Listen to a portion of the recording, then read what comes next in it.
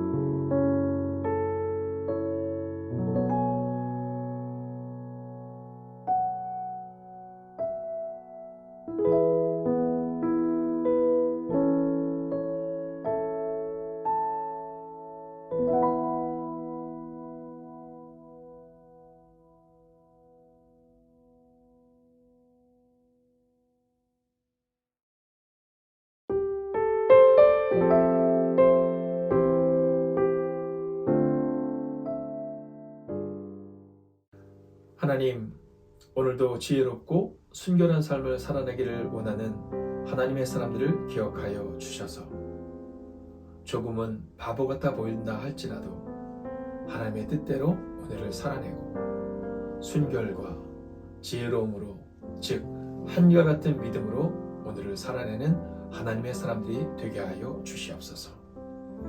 그렇게 오늘을 믿음으로 살아가는 하나님의 사람들에게 은혜 위에 은혜를 더하시고, 오늘 눈물 가운데 있는 영혼이 있다면 그 눈물을 닦아주시는 하나님의 위로를 경험하는 시간 되게 하여 주시옵소서. 미래를 준비하는 그 지혜로운 사람, 이 시대에 하나님께 쓰임받는 그 하나님의 사람들, 그 한 영혼 한 영혼이 되기를 성부와 성자와 성령의 이름으로 간절히 축원하옵나이다. 아멘. 오늘 하루도 지혜롭고 순결함으로 주님 닮아가는 그 하루를 살아가시기를 주의 이름으로 축원하겠습니다. 오늘도 지혜롭고 순결한 하루를 살아감으로 증명하는 하루가 되십시오.